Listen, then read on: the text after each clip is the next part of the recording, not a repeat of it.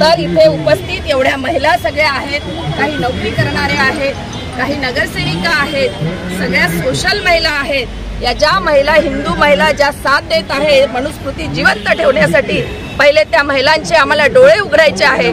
आणि खरंच त्या महिलांना मी आव्हान करता की तुम्ही महिलांच्या अशा विरोधक आणि दुश्मन का?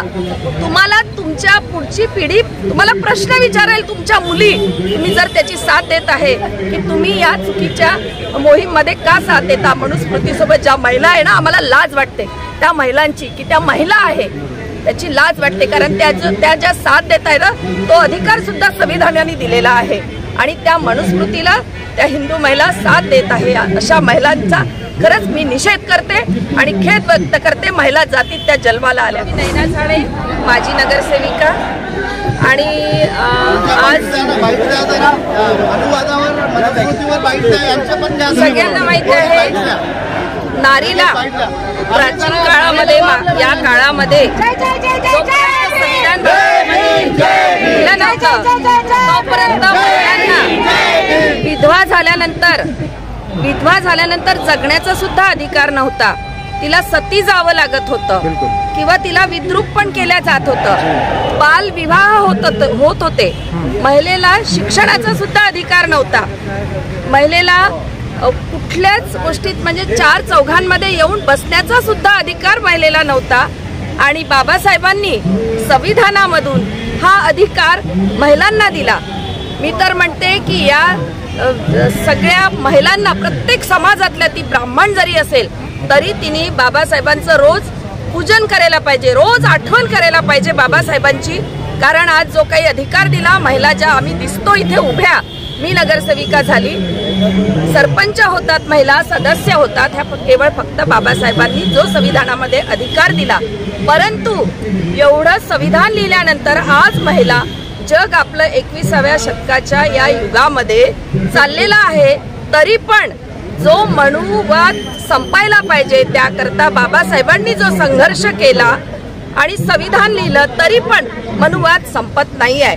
आणि मनुस्मृती अजूनही जिवंत आहे। मनुस्मृती जिवंत असण्याच्या मागे हिंदू महिला पण राहू शकतात, हिंदू महिला राहू शकतात। आजपर्यंत त्यांना कळलंच नाही की मनुस्मृती काय आहे। आम्हाला मनुस्मृती मारायची आहे, नष्ट करायची आहे, म्हणून प्रत्येक 25 तारखेला आम्हाला याचा निषेध करायचा आहे।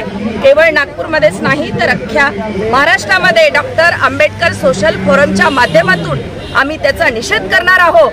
आणि ज्या हिंदू महिला त्यामध्ये सामील आहेत आणि ही मनुस्मृती त्यांना कुठेतरी काहीतरी असं वाटतं, तर त्या महिलांचे पण डोळे उघडायला आम्हाला समोर यावं लागत आहे। महिलांचे डोळे उघडायला, ज्या महिलांना आज जगता येऊन राहिलं, विधवा झाल्या तरी त्यांना नोकऱ्या मिळतात आहे, त्यांना इतर महिलांसारखा जगण्याचा अधिकार या संविधानाने दिला।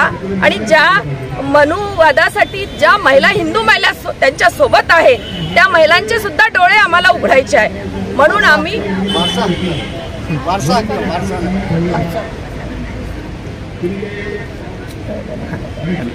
त्यामुळे आम्ही महिला कुठेही कमी पडणार नाही। डॉक्टर आंबेडकर सोशल फोरमच्या माध्यमातून हे जे पाऊल आज आम्ही इथे उचललेलं आहे, आजपासून सुरुवात केलेली आहे, तर इथे उपस्थित एवढ्या महिला सगळ्या आहेत, काही नोकरी करणाऱ्या आहेत, काही नगरसेविका आहेत, सगळ्या सोशल महिला आहेत। या ज्या महिला, हिंदू महिला ज्या साथ देत आहे मनुस्मृती जिवंत ठेवण्यासाठी, पहिले त्या महिलांचे आम्हाला डोळे उघडायचे आहे।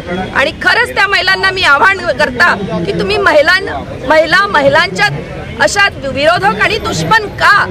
तुम्हाला तुमच्या पुढची पिढी तुम्हाला प्रश्न विचारेल, तुमच्या मुली, तुम्ही जर त्याची साथ देत आहे की तुम्ही या चुकीच्या मोहीममध्ये का साथ देता? मनुस्मृतीसोबत ज्या महिला आहे ना, आम्हाला लाज वाटते त्या महिलांची की त्या महिला आहे त्याची लाज वाटते, कारण त्या ज्या साथ देत आहे ना, तो अधिकार सुद्धा संविधानाने दिलेला आहे।